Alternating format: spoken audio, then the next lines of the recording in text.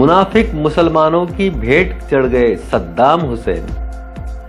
सद्दाम हुसैन एक बेहतरीन शासक जिसने इराक को मुस्लिम देशों में सबसे बेहतर बनाया था।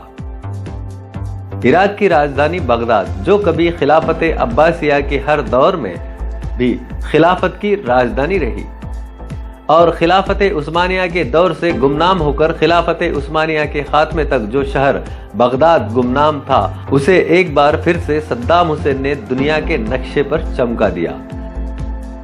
सद्दाम हुसैन और मुस्लिम देशों के शासकों से बिल्कुल अलग थे। सद्दाम हुसैन ने अमेरिका और यूरोपीय देशों की कभी चमचागिरी नहीं की। जब वो इराक का राष्ट्रपति बना तब इराक की अर्थव्यवस्था इतनी मजबूत नहीं थी, लेकिन सद्दाम हुसैन की अच्छी मेहनत और बेहतर विकास से यूरोप और अमेरिकी देशों को सोचने पर मजबूर कर दिया। सद्दाम हुसैन बहुत से गरीब देशों की एक अलग तरह से मदद किया करते थे। खुद हमारे देश भारत में बहुत कम दामों में तेल देते थे। पहले अमेरिकी युद्ध के बाद सद्दाम ने इतने बेहतर काम किए कि गैर मुस्लिम देशों के हकीम और उन देशों के नागरिक तक सद्दाम हुसैन की तारीफ करते नजर आते थे। लेकिन सद्दाम की दुनिया में बढ़ती लोकप्रियता और चमकते इराक से अमेरिका और यूरोपीय ईसाई हाकिम अचंभित थे और जल रहे थे। और जलन की सबसे बड़ी वजह थी सद्दाम का किसी के सामने सर ना झुकाना।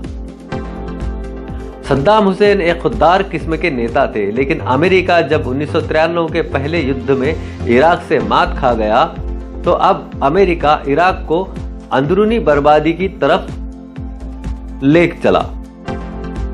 कुर्दियों को तो अमेरिका ने पहले से ही कुर्दिस्तान बनाने के लिए भड़का रखा था, लेकिन अब इराक के शिया सद्दाम हुसैन के खिलाफ अमेरिका का साथ देने लगे और इस बात से ईरान की शिया हुकूमत खुश थी, क्योंकि वो भी इराक को बर्बाद करने पर तुली थी और इस तरह सद्दाम के खिलाफ साजिश की फांसी दिलवाई।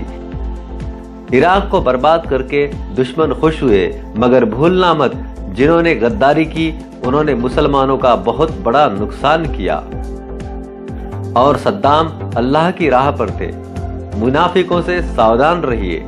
अंदरूनी आस्तीन के सांप दुश्मन गद्दार होते हैं, इनसे भी सावधान रहिए।